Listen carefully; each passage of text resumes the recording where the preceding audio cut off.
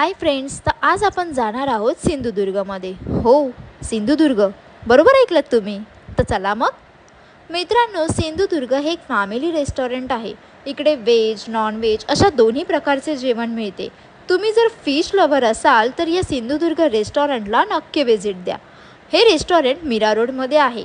मी इकडचे menu card पाहिले तर इकडचे रेट्ससुद्धा रिजनेबल आहेत.